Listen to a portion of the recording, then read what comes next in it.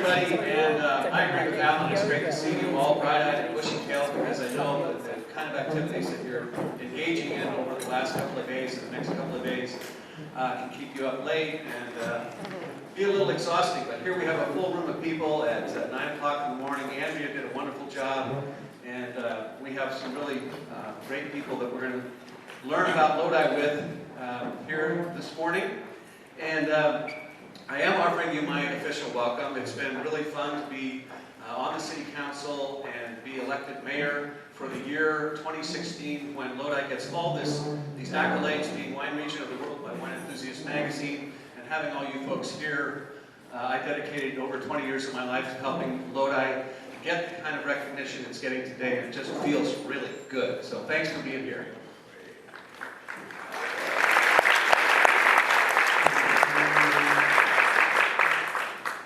And I couldn't have done what I did all those years without the grower community in Lodi. Randy Caparoso wrote a great blog earlier this week on the 12 things you should know about Lodi, and chief among them is that the growers are an incredible group of people. They demonstrate a lot of unity, a lot of leadership, and that is what led to the transformation of Lodi, the Lodi that you see today. Today I'm joined by three farmers that have been here for many, many years, and their families. First to my left is Aaron Lange, who's with the Langetwins Winery and Vineyards. Next to Aaron is Kevin Phillips of Michael David Winery, another multi-generational family with lots of success here in the Lodi area, one of the leading brands. And also we are joined by Markus Bokisch, who did you have a group of your folks out of your place yesterday? We did, yes. Okay, so Markus really was pivotal in helping Lodi break out of just the Zinfandel fame game, which we love, but Markus brought to Lodi Rhone varieties and Spanish varieties, and did it in such a wonderful way that lots of other people adopted those varieties. And one of the things we've been recognized for is the breadth of the varieties that we grow here, and he's going to talk a little bit about that. You know, there are over 700 growers in Lodi today, but I talked about leadership. There are a couple of dozen families, including these fellows right here and a number of others, that really had vision back in the late 1980s, early 1990s, and put together the Lodi Winegrape Commission. And the commission is unlike some of your associations that are voluntary. It's a mandatory assessment. If you grow grapes in Lodi, you pay into the Winegrape Commission. And that was a big leap to get that established. You have to invoke the State Department of Agriculture to help give you the authority to collect the money. And then you have to do things that are, speaking of value, the way Andrea talked about value. You need value in order for people to re-vote you back into existence 5 years later. So lots and lots of leadership that I was the beneficiary of in the early years. Lodi has transformed itself magnificently and completely. When I came here in 1991, the grape varieties were in the ground were the grape varieties that some of them were from the big transformation, the big boom in the 70s, the white wine, you know, the Chablis so-called expansion, where you had a lot of Chenin Blanc in the ground, a lot of French Colombard.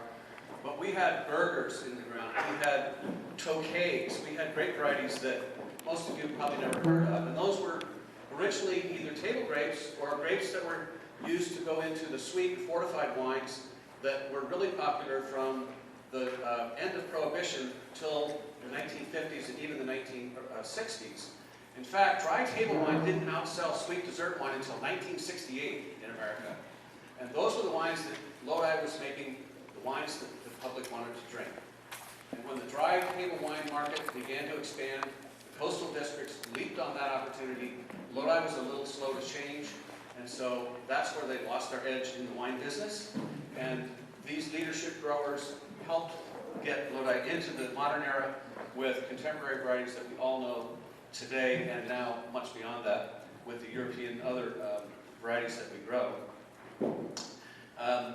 Interesting thing happened along the way as we were growing our reputation. 1993, Morley Safer said, when you go to the store, you better get a bottle of red wine, take it home, it's good for your heart. Well, of the 45,000 acres we had here in Lodi, we tore out about half of them to replace them with new red varieties, and we doubled the number total. So we went from 45,000 acres to 100,000 acres in about 5 years. So that was a remarkable thing to be a part of, but it also created a marketing challenge, because when you increase supply, what happens? You need to increase the demand commensurately, or else your price is going to fall. And that left us with some pretty challenging days. But we knew that one of the main things we needed to do in Lodi was to expand the number of wineries in Lodi or buying grapes from Lodi.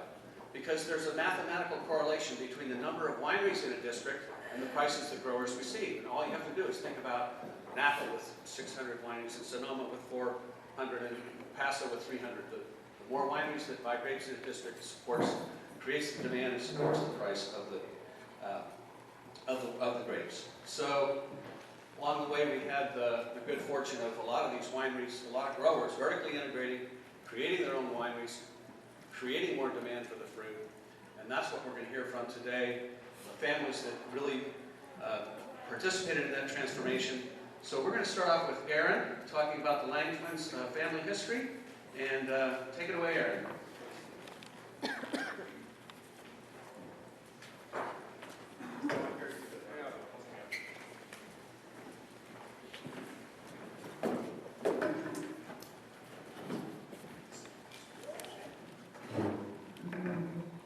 Morning, everybody. Morning. First off, I really would like to say that it's a really big deal to have all of you here. And it's a really big deal, frankly, to have 3 growers here, because we are in harvest. I worked all night last night, been kind of on this vampire zombie shift, and so I'm exhausted, so my sentences don't come together perfectly. Please feel free to edit them within journalistic privilege, but keep the theme correct. Kevin looks terrible because he also was up all night. Markus is handsome as ever because I can't break that. What I think we all really need to remember about the Lodi region, and I'll get into Langetwins history and a little bit of Lodi history, is how steeped we are in tradition and authenticity. Lodi is the heart of the California winegrape growing region, and I truly, truly believe that. Not just because I'm biased and I've been here and I've grown here for over 5 generations, my family at least, but we also have to remember that in this very room, this was Eastside High School, Lodi High School. Robert Mondavi went to high school. This was his auditorium. In this room, when they redeveloped Pleasantry Square into a community center over here at the theater, they found my mother, who was part of the group that helped organize the renovation here. They found Bob Mondavi's report cards here at the school.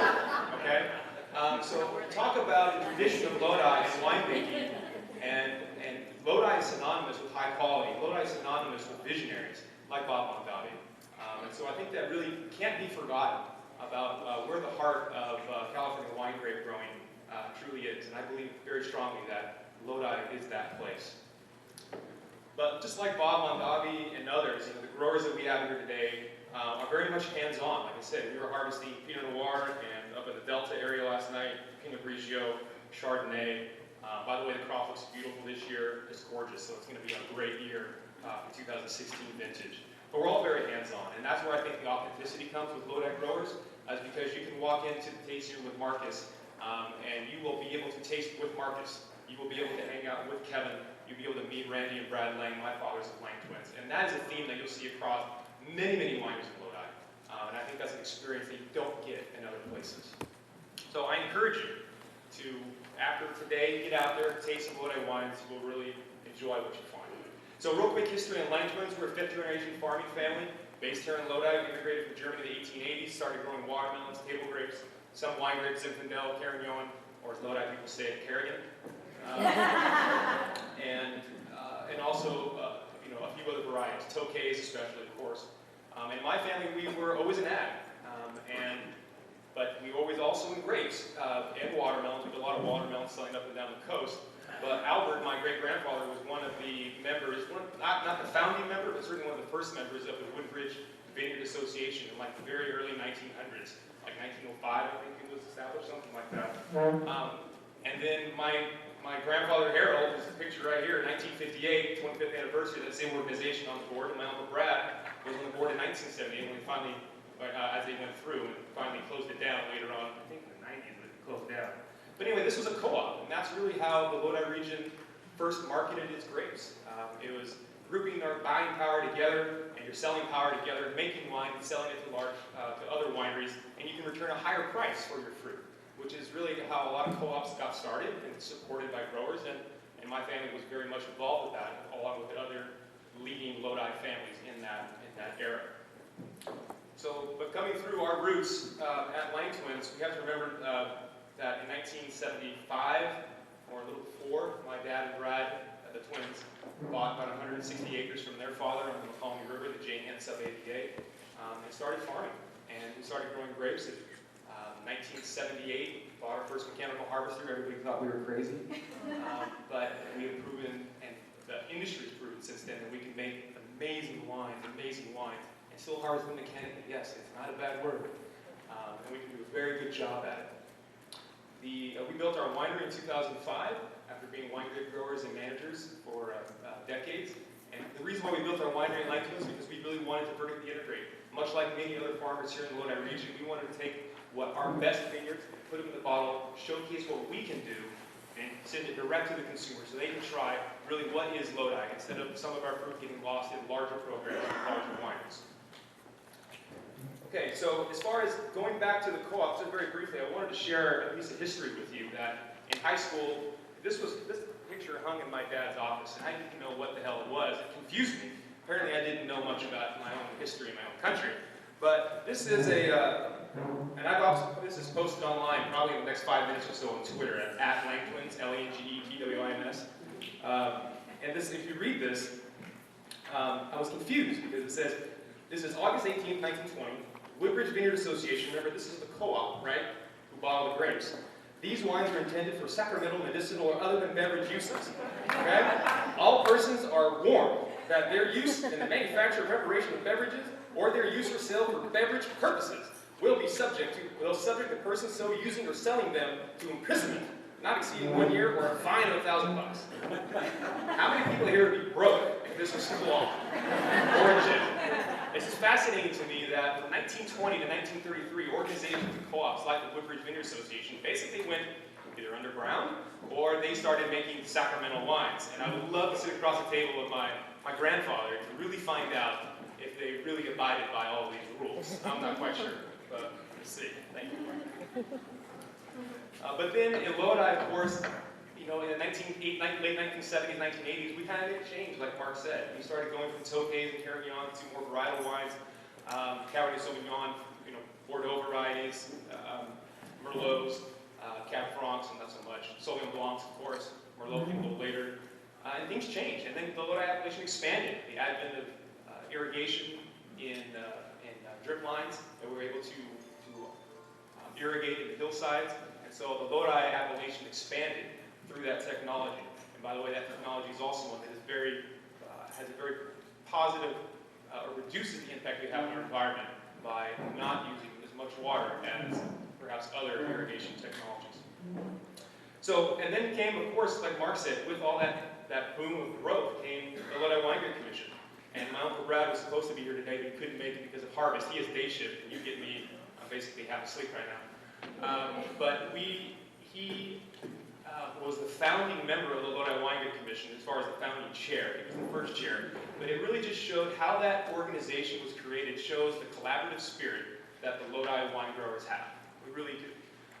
It was probably a dozen families, like Mark said, that got into the room and started saying, we have an opportunity here to create an organization to promote the Lodi Winegrape region, to offer an education to our community and to our growers, and also offer specific research just for our region, because at that point, the research was being done in Fresno or Napa, not necessarily here in Lodi. So it was a great opportunity. And I think it was, as Brad tells it, was John Krause who raised his hand first and said, you know what, guys, it's going to take some money in order to get a vote, to pass an assessment, to fund this organization, this commission. And he said, I'll put the first $1,000 in. And within about 1 minute, you had about 10 other hands pop up in that same room. And all of a sudden, we had enough money to have a vote, and it's been history ever since. And since then, it's passed, I don't know, how many referendums? 4 referendums with flying colors saying that the Lodi Winegrape Commission and the efforts it's done to promote our region has been beneficial for our growers and our wineries, and that can be seen very clearly. And I think Kevin's going to talk a little bit more about that, and that the bonuses that are paid within our Lodi Rural Sustainability programs. With my winery, for the first time in the last couple of years, we're buying fruit from other Lodi growers. A small winery buying fruit from other people, which is raising the price of overall fruit in our region. So it's an absolute win-win. I think a big part of that is the collaboration that Lodi growers have and that spirit of community in this region.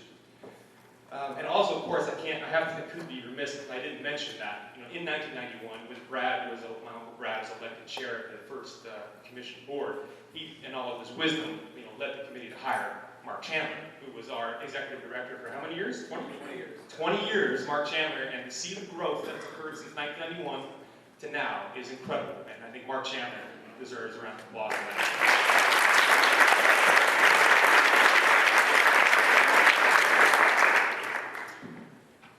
So again, Lodi is steeped in history. We're steeped in tradition. We're a very authentic group of people. And I really encourage, while you are here, to celebrate that. We celebrate the fact that we're not going to get fined $1,000. Celebrate the fact that you don't have to go down and bootleg wine or stand in line 2 or 3 times a community to get your wine. And you'll be able to go out there and enjoy, meet winemakers, meet growers, meet the folks that work the land, and really understand everything that is the Lodi wine country. And I certainly encourage you to do so, because you will not be disappointed. So I'm available for questions later about the history, and so thank you very much. And I need to welcome Kevin, or who's coming up? We're going to have Markus come up here. But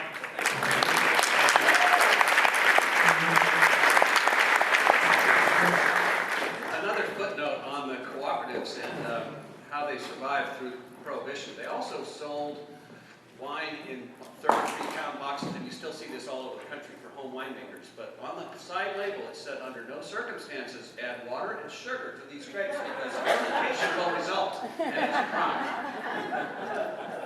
All right, Markus Bokisch. Thank you so much for showing your interest in Lodi and for coming here and getting to know us and getting a feel for the area. So my story is a little different. I think I'm going to coin this word. I think I'm the only unigenerational grower in Lodi. And the reason for that is that in Lodi, many of the people who are here are comprised of families that have been here for a very long time. So that has some benefits and has some drawbacks. And one of the benefits for me as being a new person to the area is that I actually got to choose where I wanted to farm. I got to choose from anywhere in the West Coast. And at the time, I was living in Napa, and we was working for Joseph Phillips Vineyards, and we were doing a Vin de Mistral Rhone program. And I was tasked, amongst many things, to go and look for grapes that would go into that Vin de Mistral program, because you could imagine Rhone varieties were just not easily found in Napa. So I was looking around, and I went down to Cucamonga, I went to Oregon, I went to Oakley, I went to all different parts of Mendocino County, Lake County, and I came to Lodi. And what I found was a very open and willing community that just embraced me, and obviously very interested in selling me some fruit and having that go to Napa. But I also found some exceptional soils, and I found soils that were very suited towards vigorous Mediterranean varietals. And I found the climate was just fantastic, being its location just east of the Carquinez Straits. And so there were just a whole bunch of things that really I thought was going to work very well for an eventual move to Lodi. So that was back when I got into the business in 1989. And how I got into the business was kind of funny, because I went to UC Davis, but I never studied viticulture, I never studied enology, I'd just done plant pathology. I loved the diseases of the vine. And I was about to go over to Guatemala to work on some tropical fruits. And my wife, Liz, at that time, we weren't married, we had just met, and she was ready to go to Spain to teach English. So I thought, oh my gosh, this is going too well. I'm not going to go to Guatemala. I'm just going to stay and try to get a local job. And all my buddies were going to go up to Alaska, basically, to go to a fish hatchery and kill salmon all summer long. And so I thought, okay, great, I'm going to go up there, I'm going to make some money, and then I'm going to come back down here, try to find a job. And lo and behold, I think I'm the only person I know that got a rejection letter from a hatchery to kill fish. I don't know what I had, but in any event, so I thought, okay, what's the next best thing? Oh, I know. I'll go to the North Coast and put some applications out for vines and working in sugar sampling and stuff because I, tons of vine diseases, this is great. So I went out and put out a whole bunch of applications. I was very, very fortunate to get a job at Joseph Phelps, which then opened my eyes not only to the wine business, but it opened my eyes to Lodi and all these other regions. So fast forward several years, left Joseph Phelps, and we moved back to Spain. When I say back to Spain, Liz and I were now married, but my family, on my mother's side, were all Catalans. We're all from just south of the Barcelona region. And we wanted to have an experience in Europe working there and understanding viticulture and enology there. So that's what we did. We went over to the Panelists region, we worked for Codorniu, worked for a couple smaller wineries there too. And then I got tasked with another job, which was really cool, and that was, you know, Spain, everyone's very independent. Everyone has their own little tiny autonomy, and they think that they're very different. So they said, Markus, we'd like you to go out and find varieties that are not from our region and bring them back. And I said, great, you know, Italy, France, Germany, and they go, no, no, no, out of Catalonia. We want you to go to Castilla, we want you to go to Galicia, we want, like, okay, okay.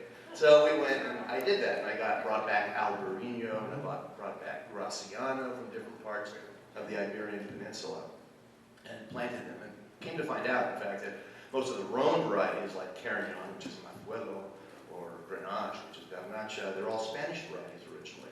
Monastrell, which is Movedra, from Valencia area.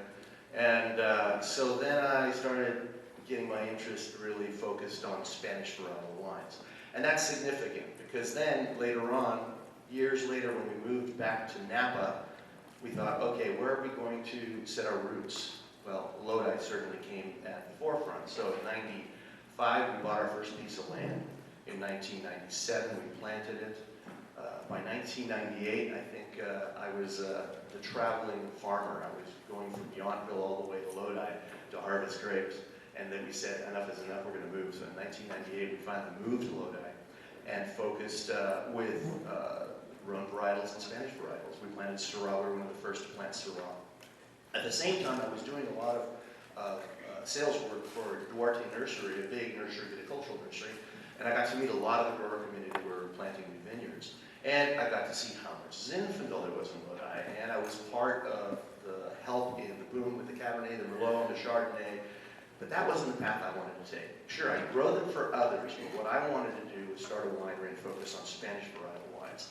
And the reason I wanted to do that is because seeing what I had seen, both all over California and in Spain, and seeing what Lodi had to offer, it just made sense to marry all that together and create a wider and bigger story than just Zinfandel. And the Zins here were fantastic, but there was a bigger story to tell. The other story to tell was also in winemaking. A lot of the wines at the time were stylistically very similar to each other. They were very big and bold and juicy, and we wanted to do some more nuanced wines. And so we played around with that as well. And now, I think, in part due to our efforts and the efforts of all the new wineries in Lodi, we're seeing not only kind of a blossoming of all these different varieties, but certainly a blossoming in styles as well. And another thing about wines is red wines. Red wines used to dominate here, and they still do. But what we discovered was that the white wines excel in Lodi as well. So we alone have like the Garnacha Blanca, Verdejo, Verdelho, Albarino. We have 3 more whites that are going to be coming on board in the next couple of years. And their expression in the Lodi terroirs are phenomenal. We're really, really pleased with them. So anyhow, so we started our winery in 2000, and then we ran into the problem of, well, you know, where do we find all this material? You know, so we imported our varieties into California and then gifted them to the University of California and the Foundation Plant Services, so they would be available free of charge to anyone who wanted to work on Spanish varietals.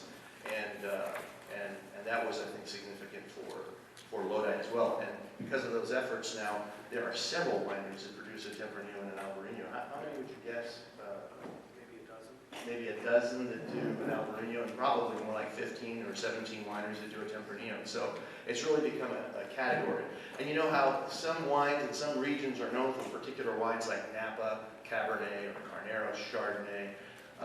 I think Lodi, you know, I think it was Mark who coined the term Lodiberia. So you know, once again, it's not just about Zinfandel, although that is a very, very relevant story. One other thing I wanted to talk to you about was the AVA movement. In Lodi, I think it was, I'm trying to remember the name, the year, it was 76 or 86 that it was 86 that the Lodi AVA was formed. And then a little bit down the line, we decided that we needed to be more specific in our story because Lodi is huge. And so we hired scientists, we created a steering committee, and we were able to create the sub-AVAs that are part of the Lodi conjunctive labeling. So you could be in the Clemens Hills Lodi, or you could be in Borden Ranch Lodi, or you could be in the Colony River Lodi, which is where all the old fine zins are located. And when I did that, that's when I discovered what Aaron talked about earlier, and that was the cooperative spirit of Lodi. And that is alive and well today. When we got together to pull together these new AVAs, we really didn't know where the lines were going to be drawn, but we invited everybody in, and everybody threw in their 2 cents, everybody helped. It was a really phenomenal experience. And so in the end, we produced a document. It was the thickest document that the BATF had ever seen, and with all these continuous studies, a beautiful document. And of course, then people had public comment, and we had just an absolute minimal amount of questions or concerns, given the size of the document. So again, the cooperative spirit of Lodi is alive and well. But anyhow, now we produce 5,000 cases of Iberian varietals. My children are really excited, but they know nothing about Lodi, and they're excited to do a Zinfandel. So we started doing a Zinfandel 2 years ago, and maybe we won't be a unigenerational family any longer. So thank you very much.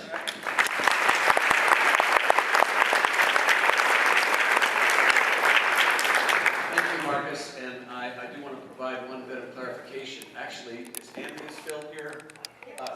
Yes, she coined the term Lodi period when you and I did a panel with John Bonet of the Chronicle at, what was the event in San Francisco? The SF Chefs is what it's called.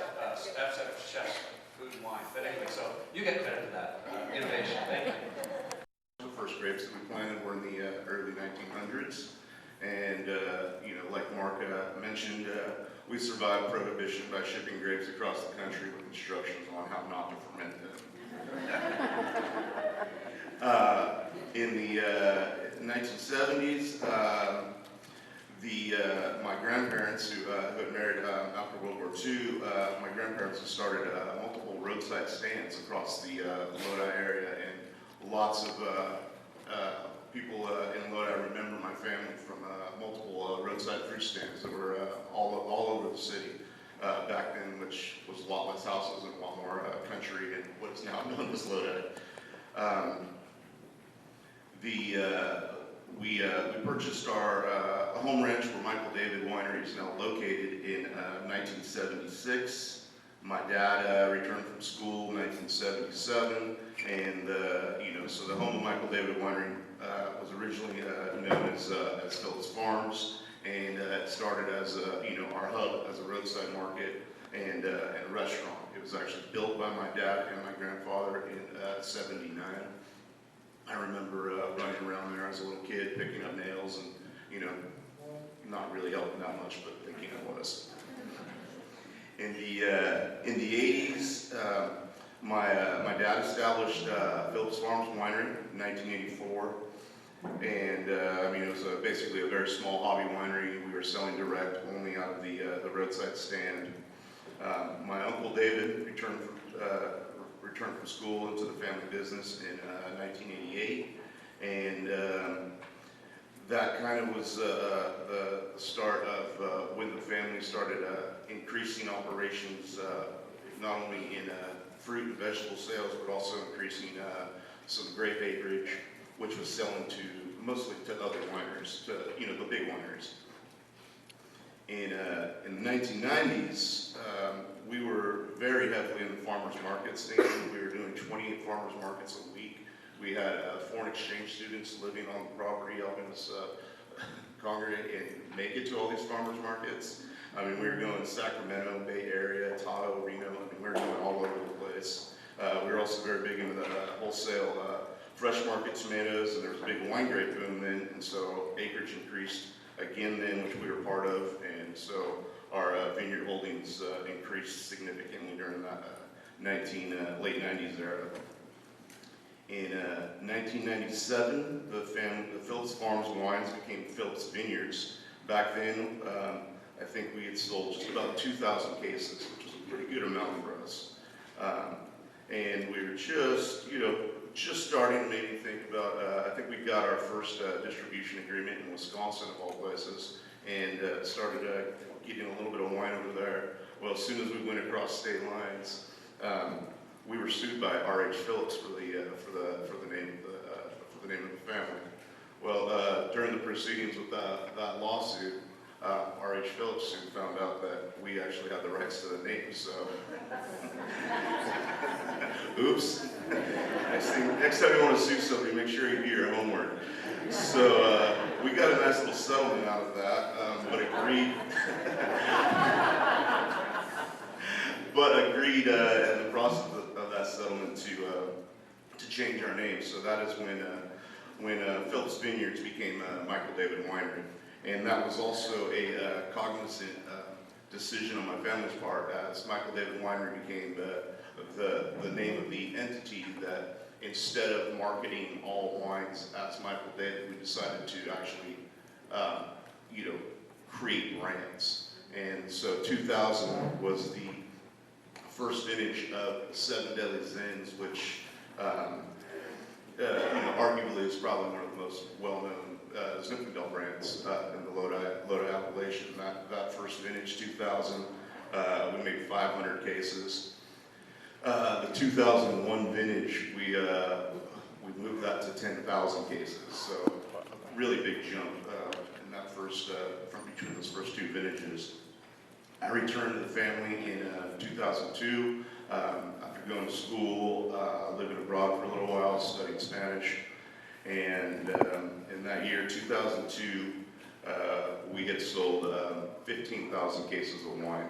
We had a few more distribution agreements, and things were just moving. When I first came to the business, when I first came back to the business, we were still doing the farmers markets, but it was phasing down. There still wasn't, at 15,000 cases winery. It's not a big winery, and I basically came in and was helping. Not really sure that this was going to be my place. There wasn't a lot of room back then.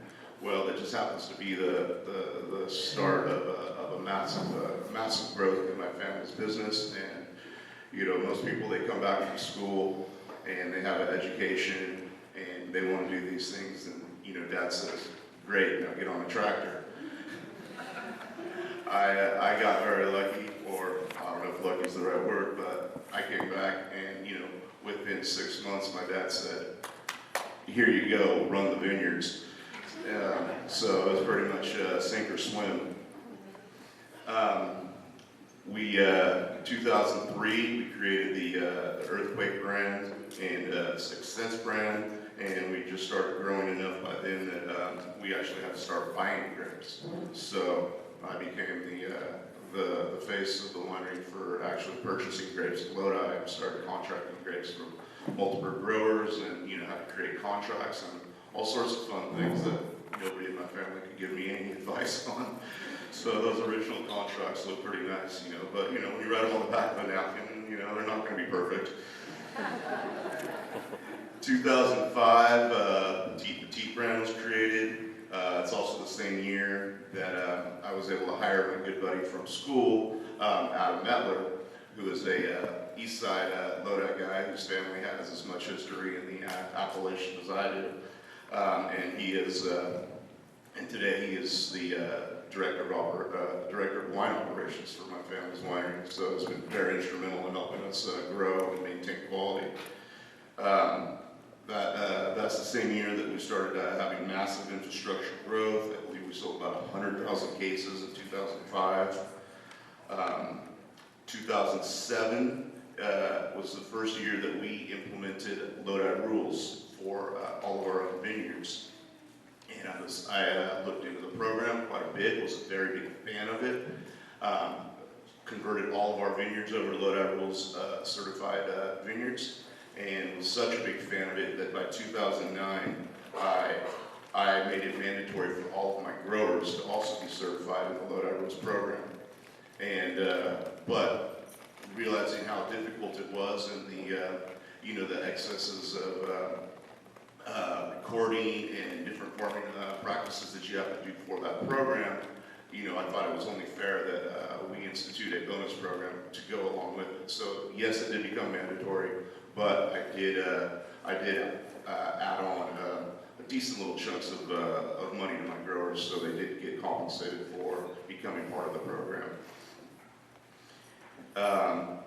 2007 was also the year that my sister came back from school. She started working in the winery. She started as a sales rep in Seattle. She's now the VP of Sales and Marketing for the winery.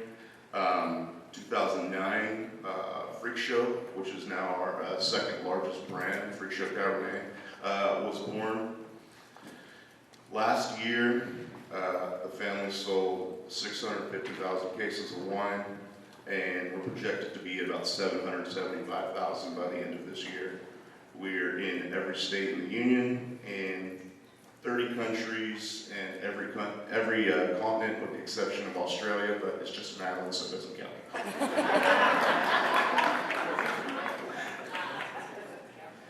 And anyway, so the future of Michael David, increased vineyards. That's definitely the bread and butter. Controlling vineyards right now. I have 40% control of the grapes we use. My goal is to be 50, but it's always a moving target. Massive infrastructure needs to continue to happen, and it's going to happen. Vertical integration. You know, when we get to the point where we're self-contained on the winery aspects, we can start looking at different avenues that we can also start capturing, I hope. But these are all the things I hope to see in my lifetime. And you know, in terms of case sales, people always ask me if we're going to hit a number, you know, we're going to stop. And basically, you know, the family's motto is, you know, we're going to take what the market gives us. So we're going to just keep growing as long as this market allows us to grow, and as long as we can maintain quality. And that's my story, and I think I did pretty good. I didn't cuss once.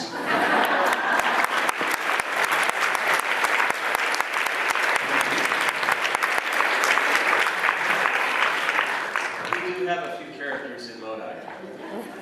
And I do want to amplify Kevin's remarks about the Lodi Rules program. It was created at the Lodi Winegrape Commission with grower input as well as input from some of the university folks and University Extension in particular.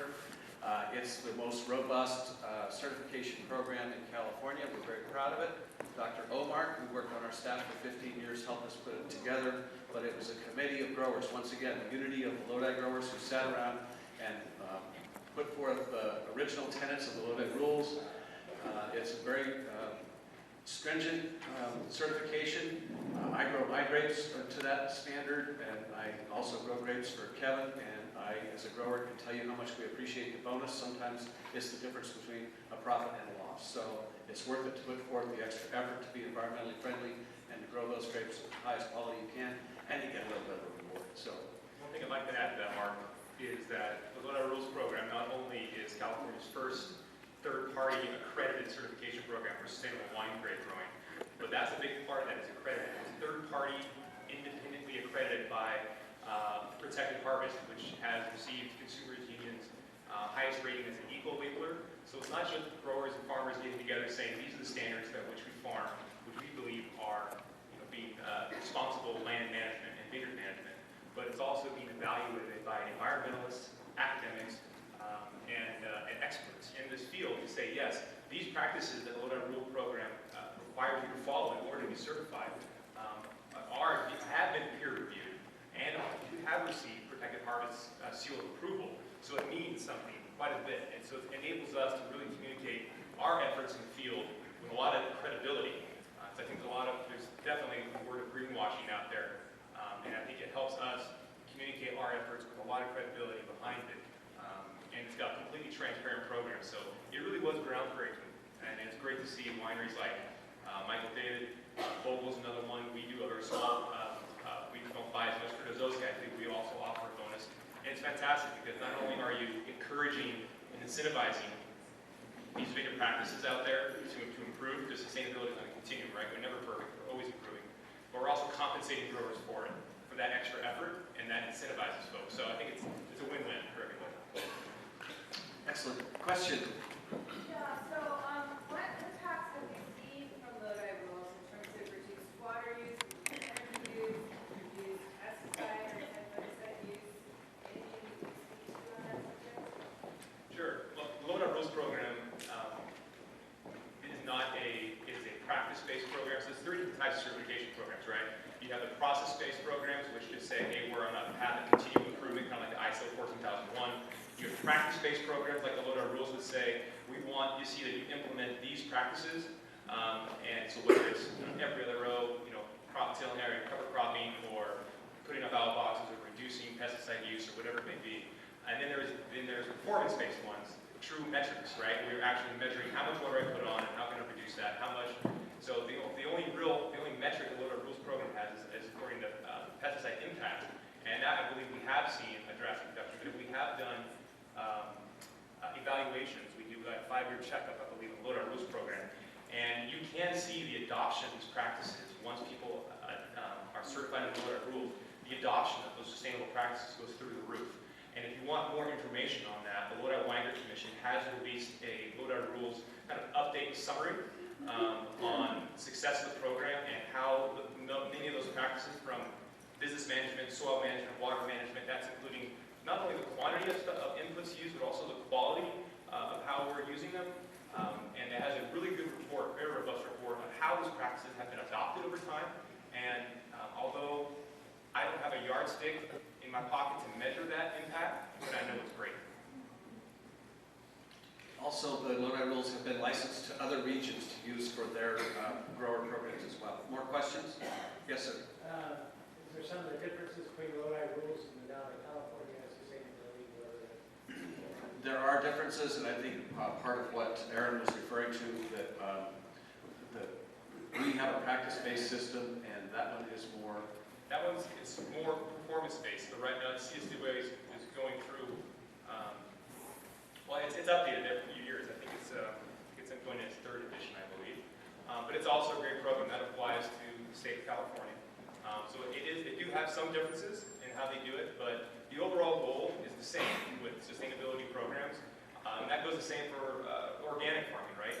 The goal of these programs are to, how I say sustainability, let's do the real simple definition for me, is reduce your negative impacts and increase your positive impacts.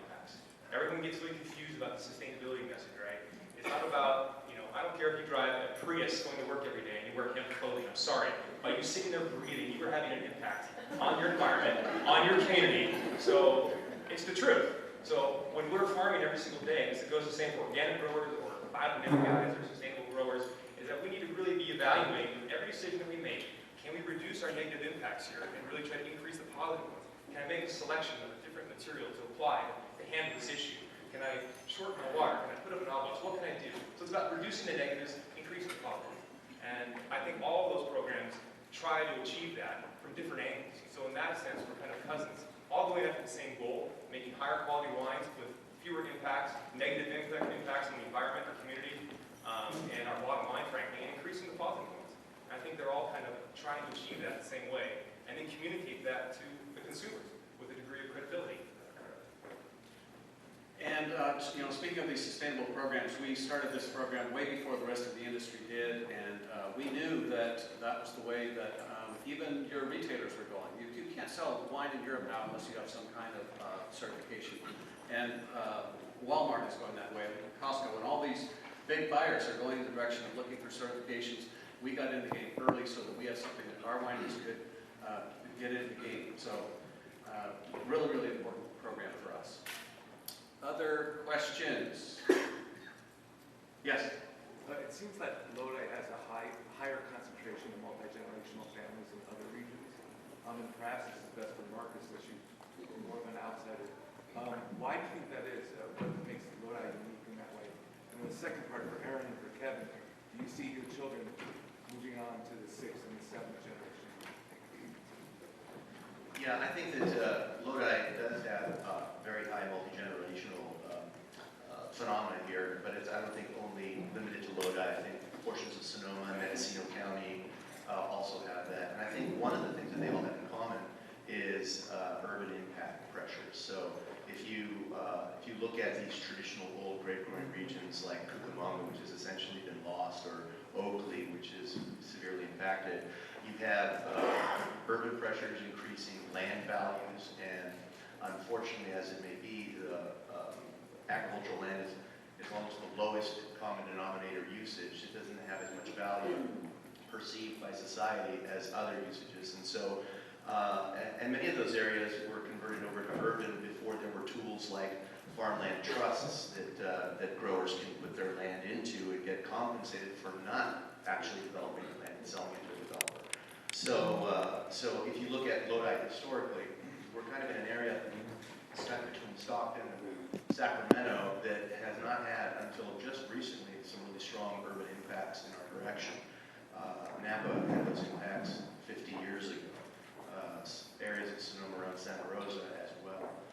Again, Oakley and Cucamonga as well. So that, I think, is a good portion of it. We're very lucky in that this area stayed intact for so long until there were tools in place to protect agriculture, and also the fact that it's wine grapes, that the agriculture that's being performed here is of very high value. So that's, I think, a very strong component to the multi-generational aspect of Lodi. You repeat the second. I know I think you have 3 kids. Do you see them coming into the training? I'm still changing diapers, so I really have no idea. I probably can speak for Aaron on that same token. You know, I have to say, my kids right now, they're 21 and they're 18. And again, they went through the entire Lodi school system. There's many of their friends are multi-generational. I think Lodi High School has one of the highest percentage return rates for parents, something on the order of like 60% of Lodi kids, parents went to Lodi High School, which is pretty phenomenal. My kids are at a point right now where they're interested in the concept of what we do, but they know how hard work it is. So they think going out and getting a job somewhere else is easier. When they find out the truth, you're knocking on the door. I've got a couple of, to answer those questions, a couple of things. One, why multi-generational families here? Hard to say. Maybe it's Creedence Clearwater stuck in Lodi. We can't get out of this place. And we stick around. But I think also what it comes down to, and I think this goes into, I've got 3 kids as well, and I'm still changing darkly. Well, my wife, who is now basically a harvest widow, is what she calls herself, because she never sees me. And there's a lot of harvest widows in Lodi this time of year. But I think it's, for me, in deciding to come back to the farm, and Kevin, I went to UC Davis, graduated with a viticulture degree, and I took a year off and I went down and worked in South America at a winery there. And really wasn't convinced that I was coming back, but you go to school and you start learning all of the whys, all the hows you know, because you grew up doing it. You know, they put us to work, slave laborers. As soon as we could hold a shovel, my dad had us working. And you really start making an appreciation of that. And I think that the importance for me, family legacy, the legacy of the Lodi wine grower in general, is extremely important, that we carry that on. And yeah, it's a lot of work, but it's a very rewarding career. We'll probably die younger because we work night shift all the time and stuff, but you know, so be it. I mean, yeah. Another question here. I have a quick question. It's harvest, and of course during harvest we think about all the work that's taking place. What is the labor situation like now? I've written a couple of articles in the past couple of years about labor being tight here. I'm curious to see how it's going. Yeah, labor's tight. Labor's tight. Labor's expensive, and it's been increasingly worse for the last 3 years, I would say. And what's really tough for farmers, a lot of growers, that we have long-term contracts, so that labor increasing in cost, our profitability goes down, and then you start going towards Markus's comment of vineyards becoming unproductive or not profitable, and starting being changed out for other crops, whatever it may be, and family split-ups, things like that. So it's a challenge. Labor's very tight. We're still okay right now this time of year. I think we shouldn't have any problems this harvest, at least in the Lodi region. But we have to remember that a lot of labor in our region travels to Napa, Sonoma every single day because they can afford to pay higher prices. But I think we're shown the success of mechanizing a lot of our processes in the vineyard. And I think that maybe that kind of has a stigma or a bad word to it. It absolutely is not. We've been doing this